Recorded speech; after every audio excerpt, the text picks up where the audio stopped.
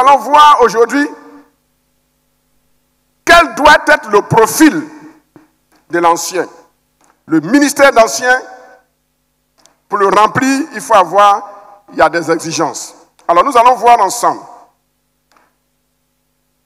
1 Timothée, quelqu'un peut me lire? Pascal, tu peux me lire? 1 Timothée 3. 1 Timothée 3. Oui, vas-y. Cette parole est certaine. Cette parole est certaine. Si quelqu'un aspire à la charge d'évêque, si quelqu'un aspire à la charge d'évêque, très bien. Il désire une œuvre excellente. Il désire une œuvre excellente. Il faut donc que l'évêque soit irréprochable. Il faut donc que l'évêque soit irréprochable. Ensuite, mari d'une seule femme. Mari d'une seule femme. Sobre. Modéré. Réglé dans sa conduite. Réglé dans sa conduite. Hospitalier. Propre à l'enseignement. Verset 3. Il faut qu'il ne soit ni adonné au vin, ni violent, mais indulgent, pacifique, désintéressé.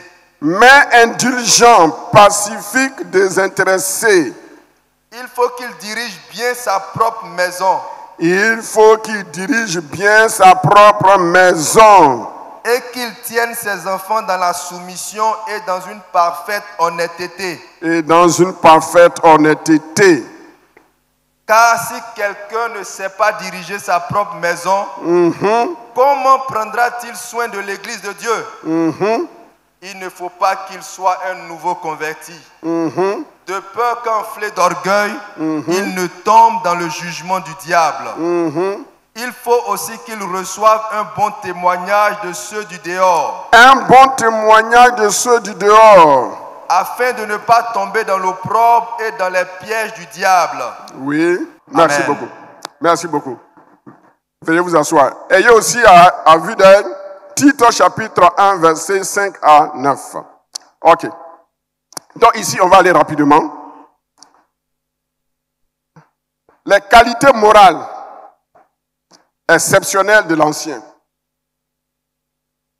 Paul dit, cette parole est certaine. Oh, en français, quand on dit une parole certaine, ça ne nous accroche pas trop. Mais dans le grec, l'apôtre Paul emploie un mot qui est la racine du mot foi.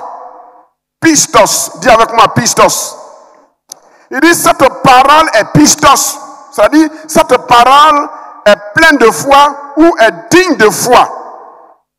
Donc, c'est quelque chose avec lequel on ne s'amuse pas. Ce n'est pas aléatoire. Elle est pistos. Elle est digne de foi. Elle est digne de confiance. C'est-à-dire, elle est digne d'être crue. Encore, elle est digne de vérité. Pistos. C'est une parole qui est fidèle. En quoi est-elle fidèle? En quoi cette parole pistos est-elle digne de confiance? Et c'est ce que nous allons voir maintenant. 1 Timothée 3, 1 à 7. Cette parole est pistos.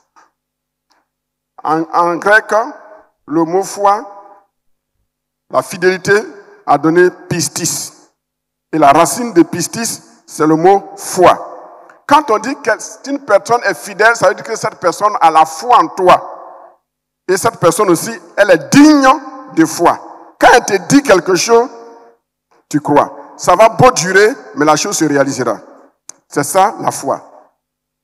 La foi, ce n'est pas une confiance quelconque.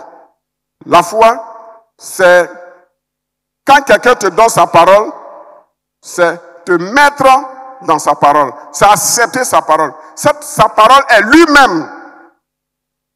C'est ça, quand Jésus nous dit, si le Fils de l'homme vous a franchi, vous serez réellement libre. Ou bien à tous ceux qui l'ont reçu, il leur a donné le pouvoir de devenir enfants de Dieu. Car Dieu a tant aimé le monde, afin que quiconque croit en lui ne périsse point.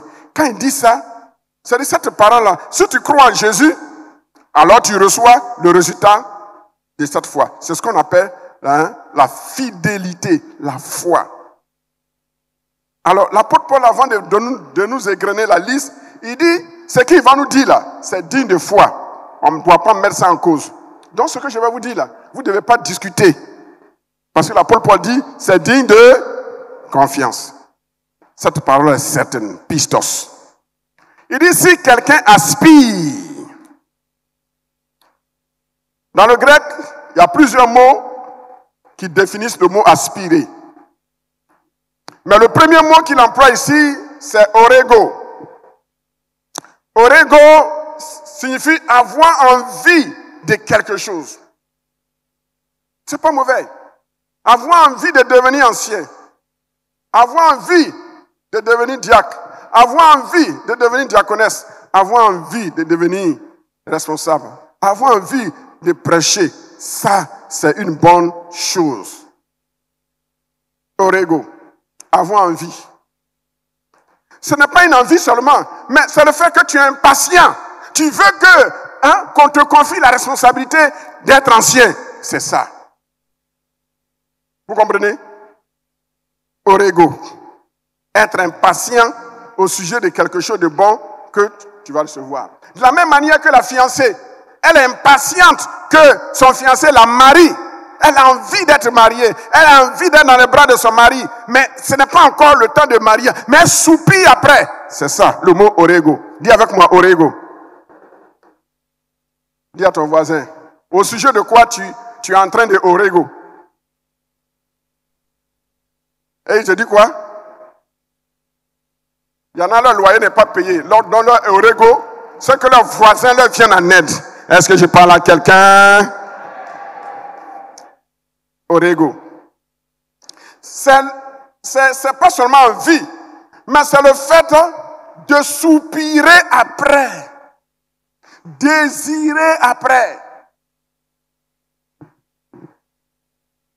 Et quand tu désires comme ça, puis ça ne vient pas, souvent, ça rend un peu triste.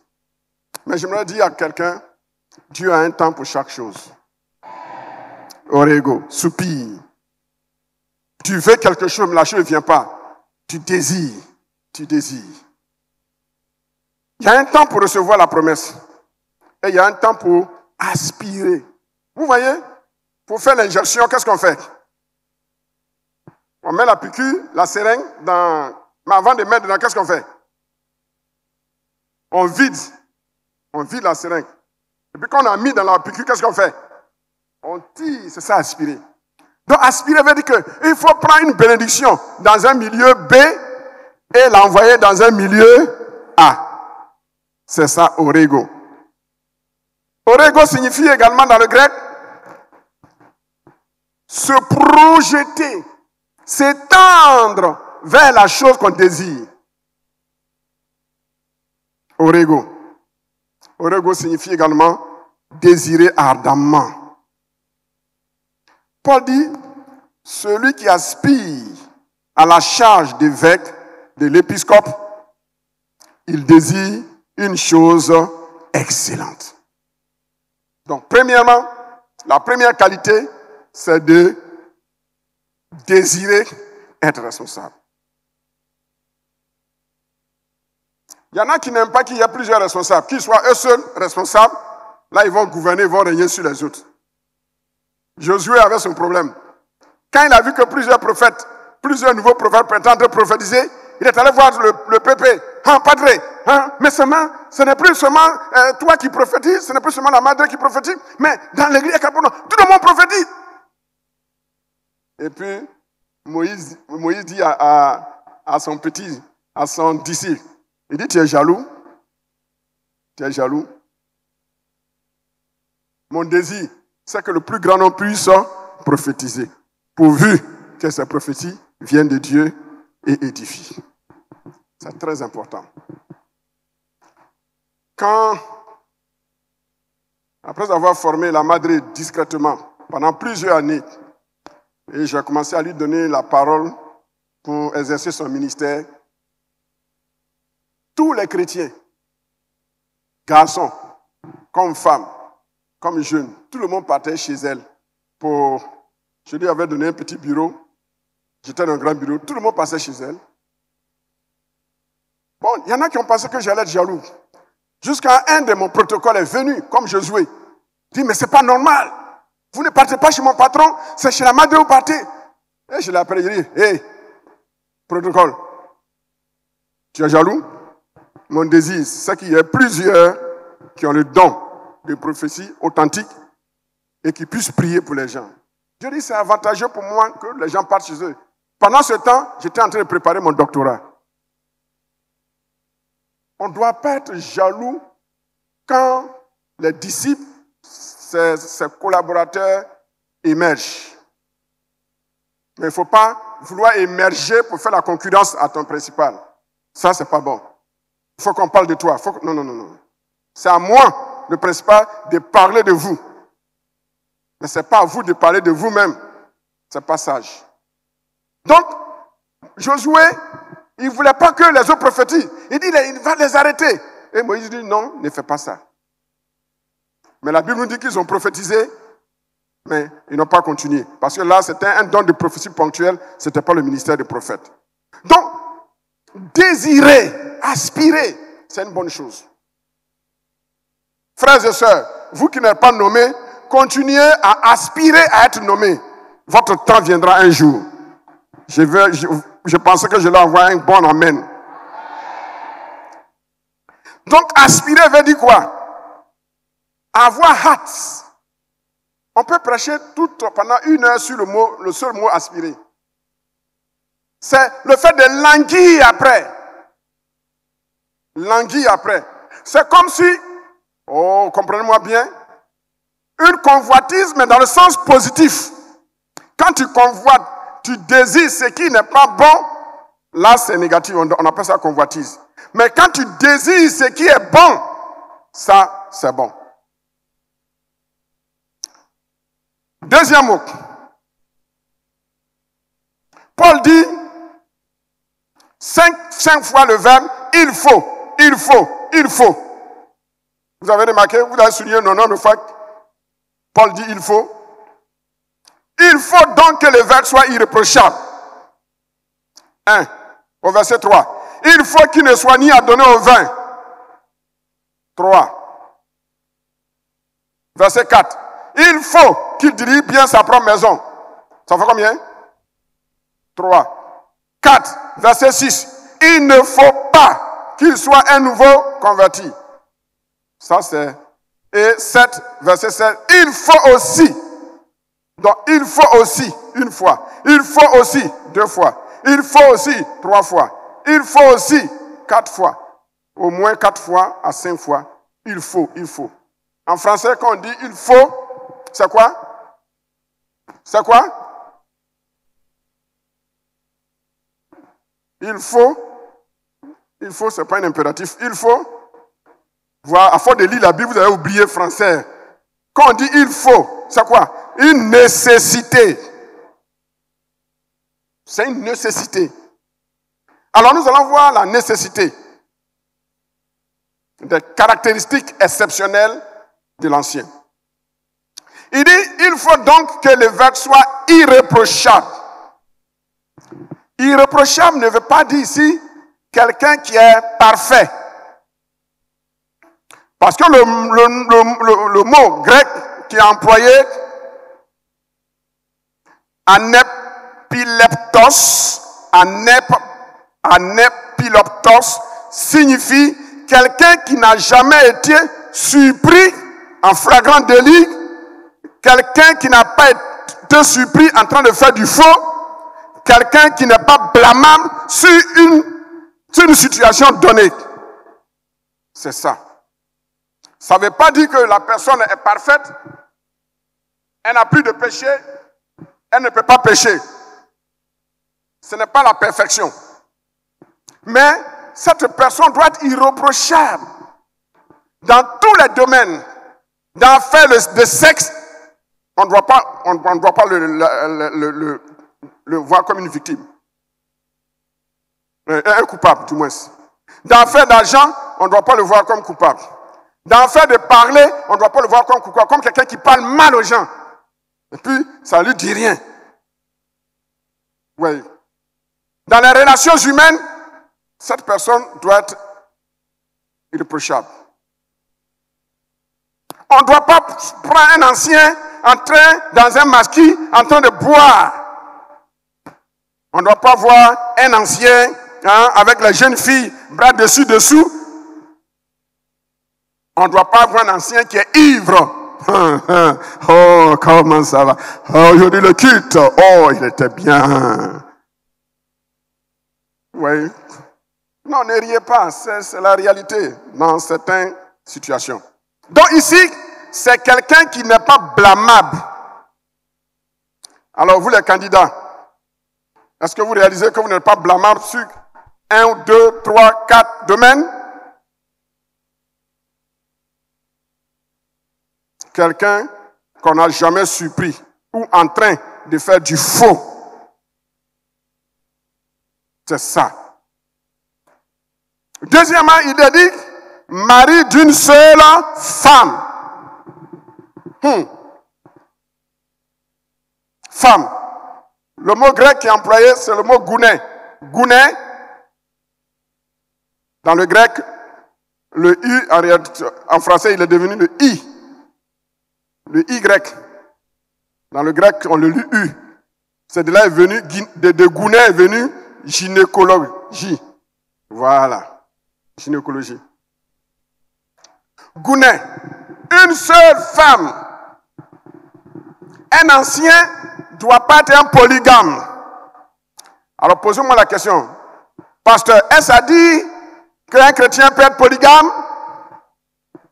Non. Et oui. S'il est polygame avant de se convertir, on n'entend pas de retournant. N'allez pas te déformer, hein? Je parle en théologien. Si il est polygame, il a 2 femmes, 3 femmes, et il se convertit, il vient ici à El Kabon, on le baptise. On le baptise. Parce que Jésus n'a pas dit, pour être sauvé, il faut être monogame. Il a dit, celui qui croira sera sauvé. Donc, quelqu'un qui est polygame, il est païen, il est idolâtre, il a 2 femmes, 3 femmes, et puis il se convertit avec ses femmes, on ne doit pas lui dire de renvoyer les 2 autres femmes. Et ça, c'est l'erreur que l'Église a faite avec les premiers missionnaires blancs. Parce qu'ils ont confondu la Bible avec leur culture. Écoutez-moi très bien. N'allez pas déformer ce que je suis en train de dire. Si quelqu'un déforme mes propos pour devenir polygame, il attire lui-même son jugement sur lui. Je dis bien, tu es inconverti, tu es idolâtre, tu es païen et tu es polygame. Quand tu te convertis, tu as 2 femmes, tu as 3 femmes, et tu viens à l'église avec elles. On peut te baptiser, parce que le baptême, c'est celui qui a cru. Ce que tu ne peux pas faire, le fait que tu es polygame, ça te disqualifie pour être pasteur. Imaginez un pasteur polygame.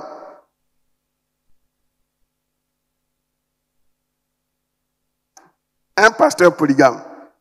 Sur la chaîne, à qui il va présenter comme... Le juge qui va dire la première, il lui donne le micro. La deuxième va dire, elle va venir arracher le micro. Et puis la troisième va venir jeter les 2 autres et puis prendre la place. Quel scandale.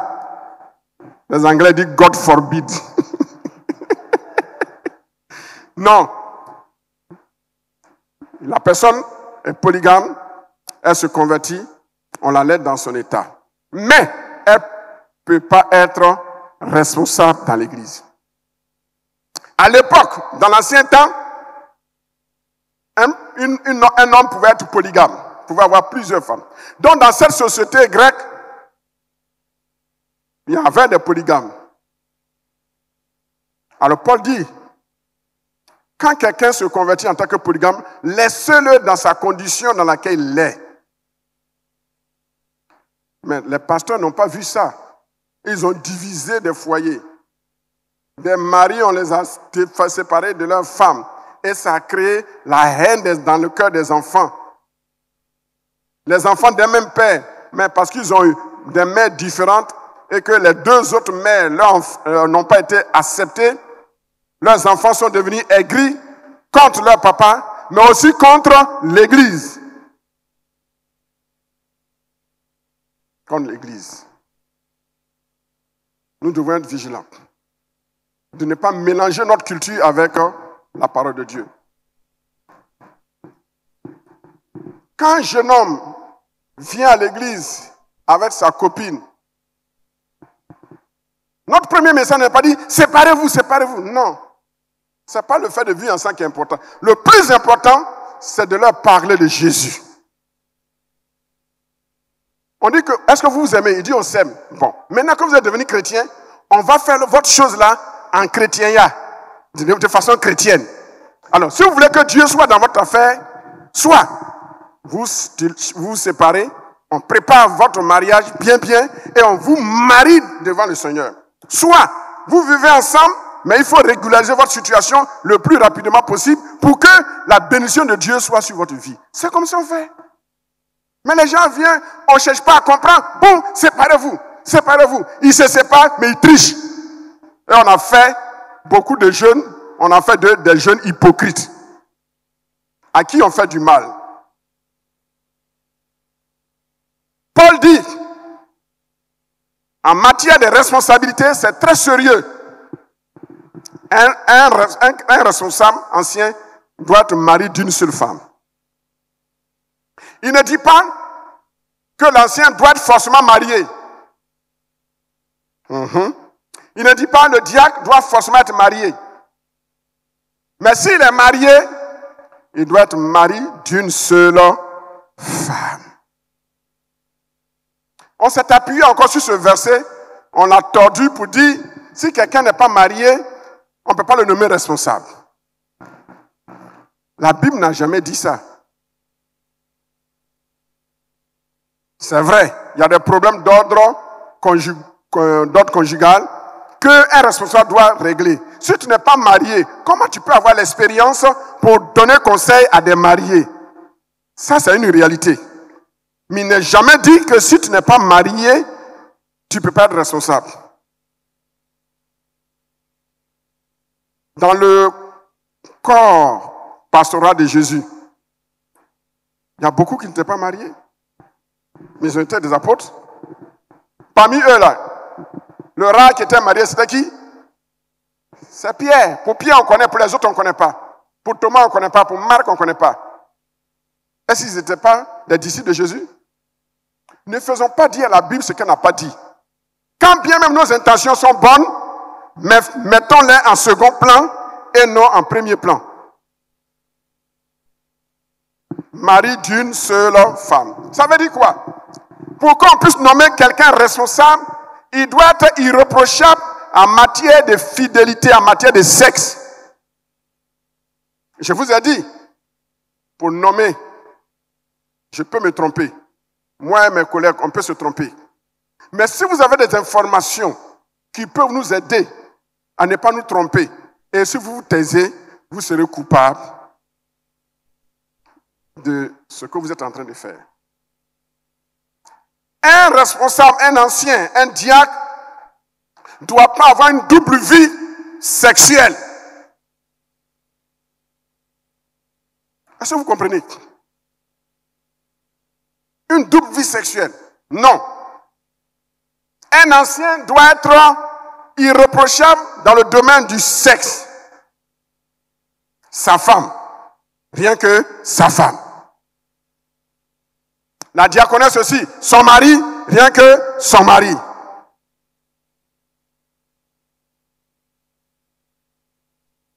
Les femmes, vous devez suivre vos maris. Parce que même dans l'église, il y a des coupeuses de route. Non, c'est la vérité. Si tu n'encadres pas ton mari en diaconesse ou épouse de diacre ou épouse d'ancien, tu n'encadres pas ton mari, tout le temps tu le boudes. Il y a des gens dehors qui ne vont pas le bouder, qui vont le débouder. Prenez soin de vos maris.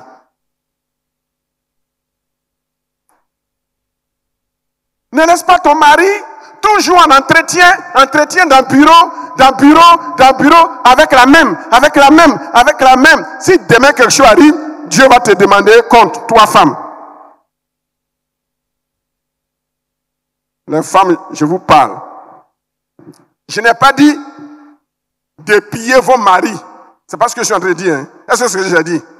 Ma fille grave, est-ce que c'est ce que j'ai dit? Je n'ai pas dit. Hein. J'ai dit de veiller sur eux. Voilà. Il faut veiller sur eux. Je n'ai pas dit de les épier. Veiller sur eux. Parce que souvent, l'intention est bonne. La sœur qui vient pour que le pasteur prie pour elle, pour que l'ancien prie pour elle, son intention au début, elle est bonne, elle est pure. Elle prépare. Chaque fois que l'ancien au programme, le pasteur au programme, elle prépare pour venir lui envoyer. Est-ce que ça, c'est pas une bonne chose, ça? C'est bon. Il n'y a pas de problème. Mais quand elle se fait la spécialiste, quand elle devient spécialiste,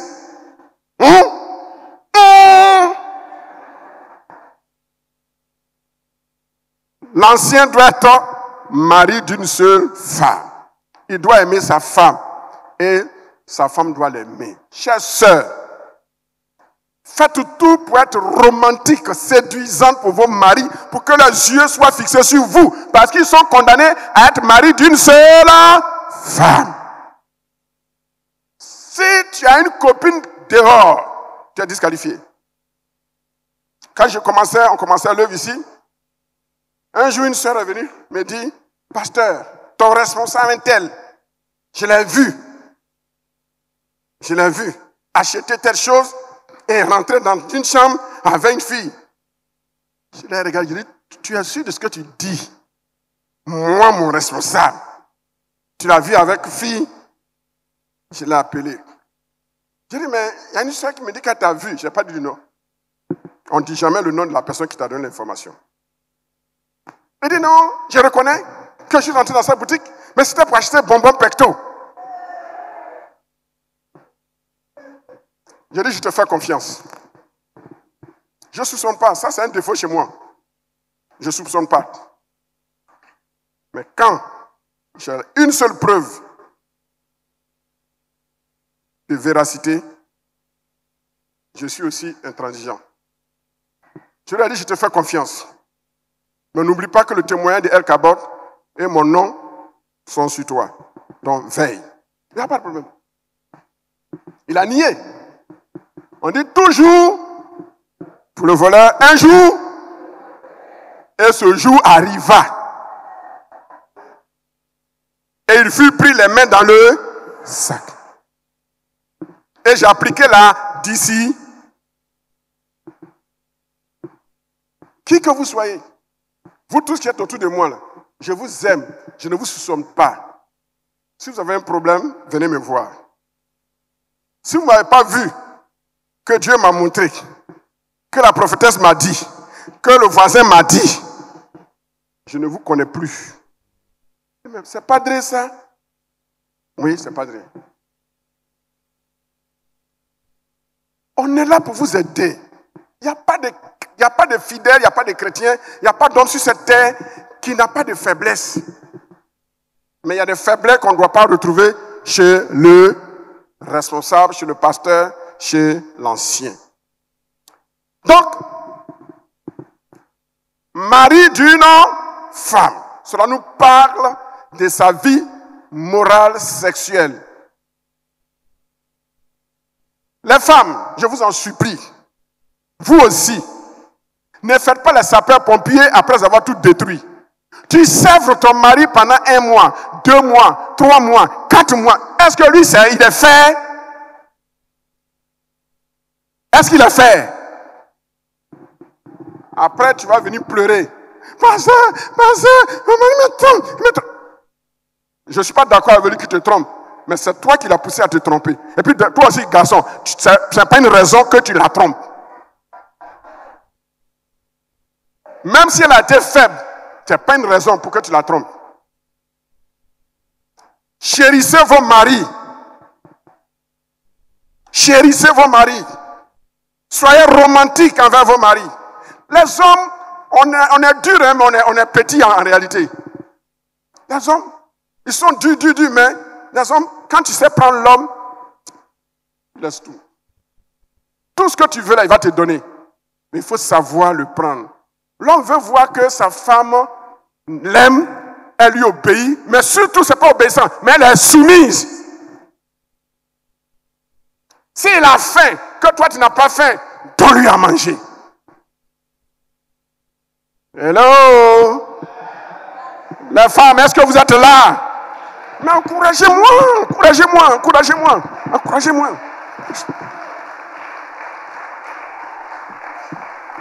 Ça là, on ne gêne pas dans ça. Il n'y a pas jeûne et prière. Il n'y a pas de révélation dans ça. Vous n'avez pas besoin de voir la madre pour qu'elle vous donne un paco. Non. Toi-même, tu as la paco. Toi-même, tu as la révélation. Toi-même, tu as la solution. Mari d'une seule femme. Mais en retour, ça veut dire quoi? La femme aussi doit savoir que elle a un seul mari. Si vous ne chérissez pas votre femme, dehors, des gens vont commencer à bien parler d'elle. Les femmes, elles ont de grosses oreilles. Les femmes veulent qu'on parle bien d'elles, même si ce qu'elles font là, c'est pas bon, mais il faut dire que c'est bon. Non, ça c'est... On appelle ça un préconditionnement. Il faut préconditionner les femmes. C'est pas parfait, mais il faut dire que c'est bon. Quand c'est bon, il faut dire que c'est très bon.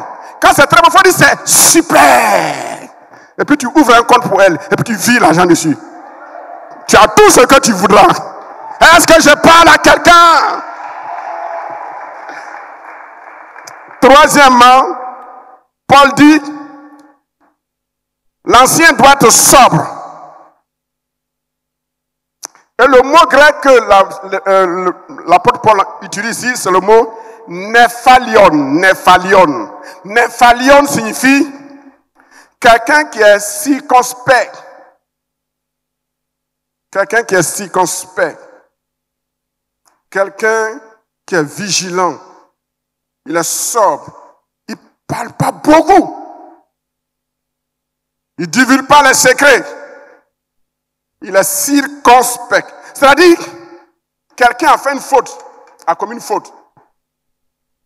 Et puis il va venir, tu as vu ce qu'il a fait. Et puis ce que même la personne n'a pas fait, tu vas ajouter. Ce que tu peux dire en 5 minutes, tu vas grossir la chose jusqu'à... Ça va devenir un rapport de 2 heures.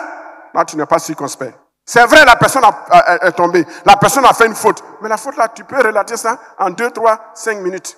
Mais toi, tu vas relater, grandir. C'est pas bon. N'ajoutez pas parole à parole. Et quelqu'un qui est sobre, il dit ce qu'il a dit et il s'arrête. C'est ça, la sobriété. C'est une forme d'équilibre dans la parole. Il y a des gens qui vont commencer à parler. Et les femmes, vous parlez.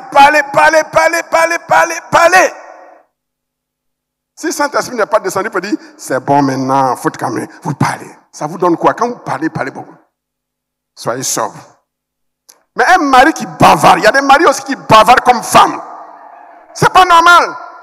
Un mari qui bavarde comme femme, il ne peut pas être ancien. Petite chose là, il va bavarder.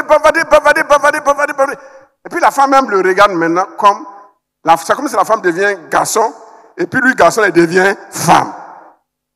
Si tu as un voisin qui est à côté de toi, dis voisin, on dirait que c'est de toi l'homme de Dieu en train de parler. Sois sobre. Un peu, le mot sobre est un peu synonyme, complémentaire de modéré. Mais la modération, c'est dans un autre domaine. Le 5e premier, c'est irréprochable, mari d'une seule femme. 3e, sobre, nephalion. Nephalion signifie également quelqu'un qui ne se laisse pas intoxiquer. Quelqu'un qui est sobre, il ne se laisse pas intoxiquer par le vin. Si sa mesure, c'est un demi-verre, il ne boira jamais plus d'un demi-verre. Si sa dose, c'est un verre, il ne boira jamais plus d'un verre.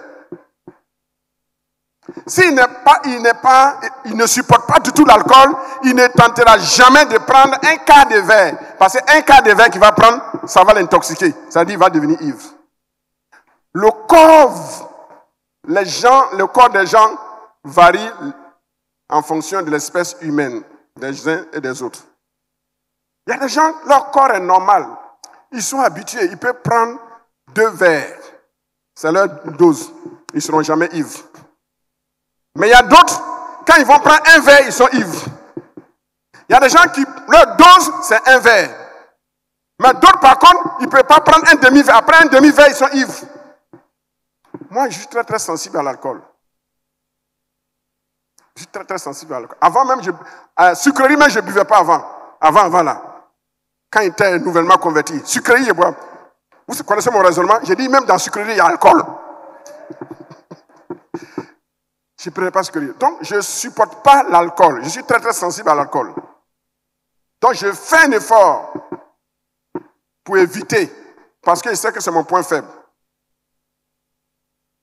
Mais il y a des gens qui peuvent prendre un verre à table, à la maison. Je n'ai pas à les juger. On n'appelle pas ça boire. Sobre. Il ne se laisse pas gagner par le vin, mais en excès jusqu'à ce que son corps soit intoxiqué. C'est ça que le verbe grec dit.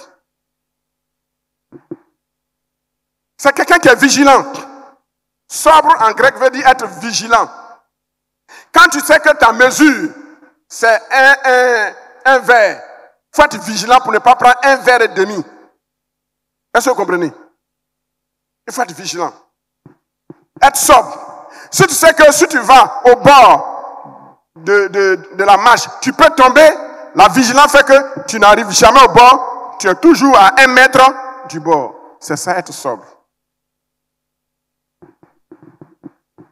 4e mot, modéré. Modéré, dans le grec, c'est sophrona. Sophrona signifie être chaste. La chasteté. Tu n'es pas marié, ne va pas vers le sexe. Chaste. Ça veut dire tempérer. Tempérer. Il faut toujours rester au milieu. Il ne faut pas aller en haut. Ne va pas en bas. Tu es toujours au milieu. C'est ça, être tempéré. Sophrona également pour synonyme en français, la maîtrise de soi. Un ancien doit avoir la maîtrise de soi. Si tu goûtes à l'alcool, alors il faut avoir la maîtrise de soi que ta mesure, c'est un verre ou un demi-verre. Est-ce que vous savez que la Sainte Seine que nous faisons, il y en a qui ne supportent même pas, bien que ce soit dilué, quand ils prennent les petits verres là, ça leur tourne. C'est la grâce de Dieu qui fait qu'ils subsistent. Il y en a, ils ne supportent pas, oui. Souvent, c'est une réaction du corps. Donc, à une telle personne, il ne faut jamais dire, non, bois un peu, ce n'est pas grave. Non, le pasteur a dit qu'on peut prendre un peu. Non, non, non, non, non, non. Self-control, la maîtrise de soi. Un ancien doit avoir la maîtrise de soi. C'est pour ça un ancien, quand on l'énerve, même quand il est fâché, il doit parler, il modère ses paroles. Il ne gâte pas tout. Même quand tu as raison, maîtrise-toi. Parce que tu es un pasteur. Parce que le nom de Jésus est sur toi. Parce que le témoignage, la renommée de ton pasteur est sur toi. On dit, voilà, ça c'est l'ancien des Bangré. Oh, mais ce n'est pas étonnant. El Kabod. Avec mépris, El Kabod. C'est El Kabod si on peut voir ça. Non, non, non. Il faut rendre un bon témoignage de El Kabod. Et les jaloux vont m'écrire. 5e, il a dit, il est réglé dans sa conduite. Et le mot que l'apôtre Paul emploie, c'est le mot kosmios. Kosmios. Dis avec moi, kosmios. Ici, dans le grec, kosmios veut dire quand la personne s'habille, il n'y a rien à dire. Tout est ordonné. Vous comprenez? Tout est en harmonie. Ça convient. Ici, il ne s'agit pas seulement de l'ancien, mais il s'agit de tout chrétien. Quand tu t'habilles, il faut que dans ton habillement, on voit cosmios. Depuis la poitrine, tout doit être ordonné. Ce qui est en bas de ta poitrine, c'est pour ton mari. Ce n'est pas pour les voisins. Donc, il ne faut pas exposer. Vous voyez, aujourd'hui, dans l'église catholique, même dans l'église catholique, on a mis devant les portes là, habits interdits. Hein? Le monde en avait. Hein? C'est aujourd'hui dans l'église catholique qu'on trouve habits interdits qu'on ne doit pas porter, jupe qu'on ne peut pas porter, corset qu'on ne doit pas porter. Et aujourd'hui, c'est dans les églises protestantes évangéliques qu'on voit ce qu'on voyait de l'autre côté. Nous sommes dans une nouvelle saison. Tout nouveau converti qui vient, qui est mal habillé, on le laisse, on fait comme on ne voit pas. Mais tout chrétien mûr de cette église qui sera mal habillé, qui va exposer les seins, on va te faire partir dehors, ou bien on va te changer dans le garde-robe. Ou bien va à la maison te changer et tu reviens. Cosmios. Quand l'ancien est par ses actes, on doit voir cosmios. Il doit être quelqu'un qui est réglé dans sa conduite. Il ne doit pas avoir une conduite désordonnée. Il y a des gens, par exemple, qui ont des proches parents, soit nièces, cousines. Et quand ils marchent, nous, on ne sait pas que c'est ta cousine. Nous, on ne sait pas que c'est un proche parent. Nous, on connaît ta femme, mais elle, on ne la connaît pas. Quand on te voit dans la rue marcher avec elle comme si elle était ta femme, tu nous choques. Tu n'as pas péché, mais tu nous choques. Parce que tu laisses croire que tu es en train de marcher avec une jeune fille vulgaire, alors qu'on connaît ta femme. C'est ça, l'idée de cosmios. Tu dois te régler dans ta conduite. Il ne faudrait pas qu'on t'interprète tes actions mal. Alors que ton intention est bonne, mais on interprète mal tes actions à l'extérieur parce que ce n'est pas ordonné. Toujours on te voit sortir d'un coin. On te voit sortir d'un coin. Alors que tu as une parente là-bas à qui tu vas rendre visite. Mais pourquoi tu ne vas pas là-bas avec ta femme? Pourquoi tu ne vas pas là-bas avec un frère? Et puis là où ta cousine est là, derrière là, c'est un coin de prostituée. Est-ce que vous voyez? Cosmios. Tu dois te régler dans ta conduite de telle sorte qu'on ne puisse pas mal interpréter tes actions qui ne sont pas mauvaises en soi. Cosmios. Sixièmement, il doit être hospitalier. Hospitalier. Le mot hospitalier en français vient du mot anglais hospital. Vous voyez? En français, on dit hôpital. Le H circonflexe sur le O là. Quand vous voyez accent circonflexe comme ça veut dire qu'il y a une lettre qui a été éliminée. Il, le mot il, vous voyez, c'est I, accent circonflexe, L-E. Mais en réalité, ce n'est pas il, c'est isle. Donc quand on enlève le S, quand on supprime une lettre, alors la prochaine lettre, là, on met accent circonflexe. Ça peut on dit une île, ou bien on dit hôpital. Mais en réalité, avant, ce n'était pas hôpital, c'était hospital. C'est la même chose que le mot fenêtre. Vous voyez, on met accent circonflexe sur le E, le deuxième E. Ce n'est pas fenêtre avant. Avant, c'était fenestre. Mais comme ça sonne mal, on a enlevé le S et puis on met accent circonflexe. Donc, c'est la même chose pour hôpital. Donc, pourquoi on dit qu'il doit être hospitalier? Dans hospitalier, on enlève l'accent circonflexe sur le O, et puis le S qu'on avait supprimé, on ramène le S. C'est ça qui fait hospitalier. Donc, quelqu'un qui est hospitalier, c'est comme il rend sa maison comme un hôpital pour recevoir les indigents. Est-ce que vous voyez? Ça, c'est en latin et en français. Mais en grec, le mot hospitalier est traduit par deux mots. Deux mots. Le premier mot qui sert de préfixe, c'est philo, et puis la racine, c'est zénon. Philo signifie quoi? Aimer. Et zénon, c'est qui a donné quoi? Quel mot en français? Zéno. Xénophobie, étranger. Donc, philoxénon signifie quelqu'un qui aime les étrangers et qui les abrite sous sa maison comme un hôpital. C'est de là est venu le mot grec hospitalier. Un ancien doit avoir chez lui la place pour un ange. On ne sait pas quel jour l'ange va te visiter. Et cet ange-là, en général, c'est un étranger, un nécessiteux, un voyageur qui arrive. Il n'y a pas de place. Il n'a pas prévu l'argent pour dormir à l'hôtel. L'ancien doit être capable de l'héberger. Je t'appelle. Ancien Oméga. Oui. OK. J'ai un visiteur sous la main. Est-ce que tu peux l'héberger? Affirmatif. Il ne faut pas dire, oh, pasteur, dommage. Si j'avais une grande maison. Oh, mais... Non. Ancien, hospitalier. Mais ça ne doit pas toujours le même ancien. Après, j'appelle ancien, Alpha. J'ai un visiteur. Est-ce que tu peux le recevoir? Affirmatif. Il n'y a pas à dire non, il n'y a pas de place chez moi. S'il n'y a pas de place chez toi, alors tu le mets à l'hôtel. Les anciens, est-ce que vous m'entendez? Mais vous ne dites pas amen, hein, les anciens. Philoxénon. Celui qui aime les étrangers. Il a dit par la suite, il doit être propre à l'enseignement. La capacité à enseigner. Un ancien doit exhorter le peuple. Vous ne serez plus des gens qui vont distribuer la Sainte Seine, mais vous serez, après votre nomination, investiture, vous serez programmé à prêcher, à présider, à diriger, à faire la lecture pour la Sainte Seine, à faire les prières pour les offrandes, à faire quoi encore? Les PFP, prières ferventes, persévérantes, ce que vous allez faire. Chacun à son tour.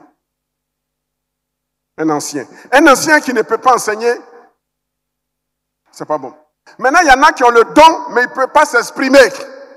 Mais tu parles dans ta langue et puis tu trouves un interprète qui va traduire pour nous. Oui, c'est là qu'on va savoir que tu as le don de l'enseignement. Septièmement, comptez avec moi. Premier, c'est irréprochable. 2, mari d'une femme. 3, sobre. 4, modéré. 5, dans sa conduite. 6, hospitalier. 7, enseignement. 8, il faut qu'il ne soit ni à donner au vin. À donner au vin. Et l'exégèse, c'est-à-dire l'explication de la Bible par la Bible elle-même, dans le grec, le mot qui est employé à donner au vin veut dire celui qui est ami du vin. C'est le mot paroinon, paroinos. C'est composé du préfixe para, qui veut dire à côté de, et puis oinos, qui veut dire vin. D'où est venu le mot oinophile. Vous comprenez? Donc, il a dit, un ancien ne doit pas dormir à côté du vin. La bouteille de vin, et puis il dort. Ça veut dire, il se réveille, il boit, il dort. Il se réveille, il boit, il dort. À côté du vin. Il n'est pas dit qu'il est interdit de prendre du vin. Mais je vous dis, si c'est une faiblesse pour toi, ne joue pas au dur. Il faut t'abstenir. Il faut t'abstenir. Les Américains, ils ont décidé de ne pas boire pour éviter le désordre, l'accident éventuel. Et je suis d'accord avec eux. Mais là où je ne suis pas d'accord avec eux, s'ils en font un travail exégétique, une vérité exégétique, ce n'est pas vrai. La vérité, on ne peut pas aider Dieu. On ne peut pas aider Dieu. C'est Dieu qui nous aide. Moi, je ne bois pas. Je ne peux pas encourager quelqu'un à boire, mais je ne condamne pas celui qui boit, qui prend à table. Est-ce que vous m'écoutez très bien? La Bible dit que le chrétien ne doit pas être ami du vin. Para, qui veut dire à côté. Et c'est ce mot qui est utilisé dans parakaleo, appeler, à encourager, le parakletos.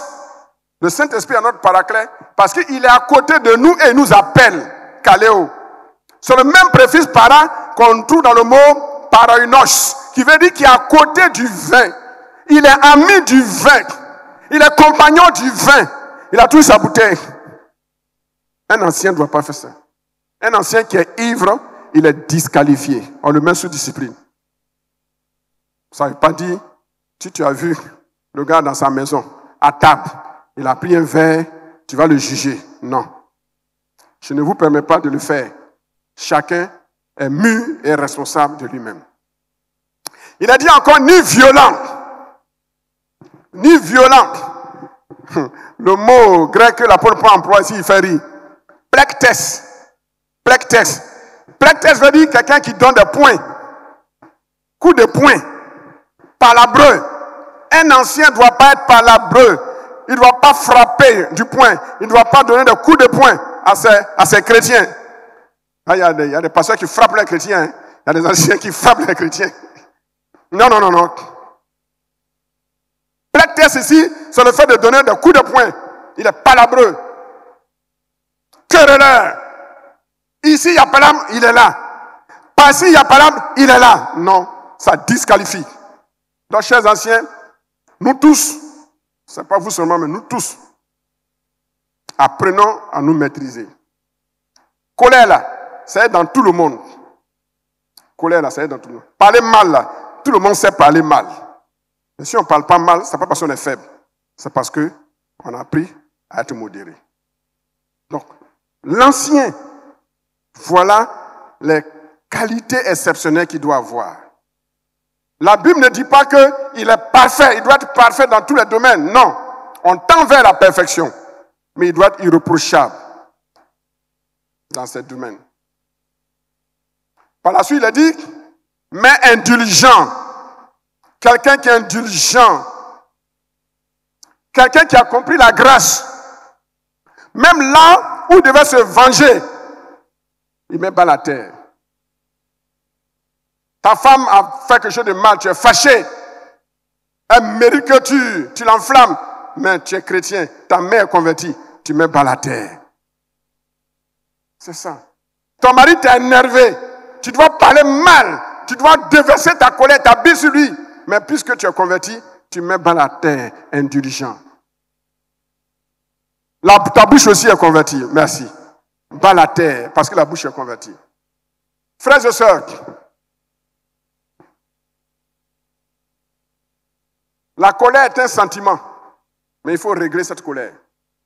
Jésus dit, c'est l'apôtre Paul qui dit, ne laissez pas le soleil se coucher sur votre colère. Vous comprenez pourquoi il dit ça? Quand vous laissez le soleil se coucher sur votre colère, ça veut dire quoi? Vous avez désobéi à Dieu. Et quand vous désobéissez à Dieu, qu'est-ce qui se passe? Ça ouvre la porte aux sorciers.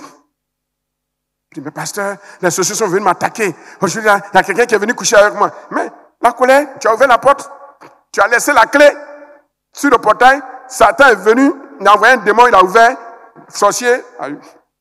C'est pas la colère que les sorciers peuvent vous avoir. C'est pour cela que quand vous voyez quelqu'un vous pousse, vous met sur les nerfs, ne réagissez pas.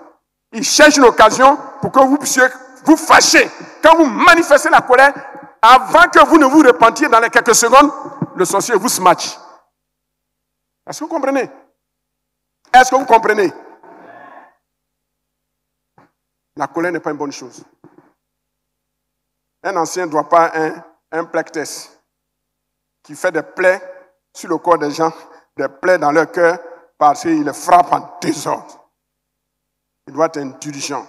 Il doit être modéré, il doit être un homme de paix pacifique. Aujourd'hui, dans ce monde, quand tu es un homme de paix, on trouve que tu es faible. Je préfère être faible et aller au ciel que d'être fort et puis aller en enfer. Que le Seigneur nous aide. Et nous terminerons par 2 points. Il a dit, il doit être désintéressé. Ici, Louis II n'a pas, selon moi, n'a pas bien traduit le texte grec. Désintéressé. Bon, quelqu'un peut être désintéressé, il fait un travail, il n'attend pas une récompense. Mais recevoir une récompense n'est pas mauvaise. Mais ici, le mot grec que Paul emploie, il est composé de 2 mots. A, qui est un privatif qu'on trouve dans anormal, ou apolitique. Et puis, Le mot qui vient, la racine, c'est argent. Dans le grec, c'est argent. Philaguros. Philaguros, c'est l'argent. Donc, aphilaguros veut dire quelqu'un qui n'est pas porté vers l'argent. C'est ça, désintéressé. C'est-à-dire quelqu'un qui n'aime pas l'argent à l'excès. À cause de l'argent, il ne peut pas servir Dieu. Là où on ne le paye pas, il ne fait rien pour Dieu. Là où il n'y a pas son intérêt, il ne fait rien. Vous comprenez? C'est ça qui n'est pas bon. Demande à ton voisin, est-ce que ça là, ça ne te concerne pas? Ton voisin dit quoi? Ton voisin dit quoi? Il dit, c'est pas lui? L'argent est bon, mais l'amour excessif de l'argent n'est pas bon. On doit te payer pour tout. Mais si on doit payer le dirigeant de chant, on doit payer l'interprète, on doit payer celui qui balaye, on doit payer celui qui envoie les troncs, on doit payer celui qui fait la lecture de la Sainte Seine. Il n'y a plus de service. Donc Dieu a dit, c'est les Lévites seuls. Les offrandes sont données à Dieu, mais orientées vers les Lévites, les sacrificateurs. Dans tout ce que tu dois faire, si c'est conditionné par l'argent, l'amour de l'argent, tu n'es plus un ancien. Parce que l'ancien doit donner sans calculer. L'ancien doit donner sans calculer. Et quand je dis sans calculer, c'est en griffe. Il y a des gens, quand ils ont donné quelque chose à Dieu ou au pasteur, ils vont noter. Mais pasteur, tu te souviens? Telle année, j'ai donné ça, je t'ai donné ça, je t'ai donné ça. J'ai fait un petit péché comme ça, et puis tu veux me mettre sur discipline. Ah, déjà, c'est à cause de... Pour ne pas que je te mette sous discipline, que tu me donnes les dons, tu me fais les dons. Que Dieu nous aide. Il faut qu'il dirige sa propre maison. Et ça, c'est très fort. La maison d'un ancien qui est toujours en palabre avec sa femme, il ne peut pas être nommé ancien. Mais si toi, tu ne peux pas diriger ta propre maison, ta petite maison, de 4, 5 personnes, maximum 10 personnes, c'est l'église de Dieu que tu peux diriger? 1500 personnes? Tu peux ne pas être adultère, tu es fidèle. Mais le fait que dans ta maison, tu n'arrives pas à gérer ta maison, tout le temps palabre, à couteau tiré, avec ta femme, avec tes enfants, mais dehors, tu es le mari idéal. Le Seigneur dit, tu ne peux pas être ancien. Va régler tes affaires familiales. Tu viens, tu peux devenir ancien. Les femmes, aidez vos maris à être des modèles des anciens exemplaires. Il n'y a pas de foyer où il n'y a pas de petits grabuges. C'est humain. Mais la Bible dit que l'ancien doit être irréprochable. À certains niveaux, palabre, te battre avec ta femme, ça, ce n'est pas digne d'un ancien. Je me rappelle dans mon village, il y avait un monsieur, il partait à l'église, hein? Et lui et sa femme, ils se battent. Mais lui, son malheur, c'est qu'il était petit de taille. Sa femme, elle est géante. Et quand ils font palabre, en moins d'un round, la femme le terrasse. Il est en bas. Donc le gars, il a réfléchi. Il dit, celle-là, je vais la prendre à distance. Il est allé acheter, il a coupé une longue corde raffia là. Voilà. Au moins 1 mètre et demi. Et puis à distance, il la chicote. Il la chicote. La femme voit que si elle continue dans ce registre, elle va perdre le combat. Qu'est-ce qu'elle fait? Quand le gars lui donne un coup, 2 coups, elle s'abaisse, elle le saisit. Chrétien. Et nous, on était enfants. Et puis on voit ça, on dit, si c'est ça, mariage là, on ne va pas rentrer dedans. Hein. Mais gloire soit rendue au Seigneur. Le Seigneur nous a sauvés. Et aujourd'hui, on a pu se marier et Dieu bénit nos foyers. Qu'il dirige sa propre maison. Car si quelqu'un ne sait pas diriger sa propre maison, comment prendra-t-il soin de l'église de Dieu? Et nous terminons, je ne sais pas quel est le point. Il dit, il ne faut pas qu'il soit un nouveau converti.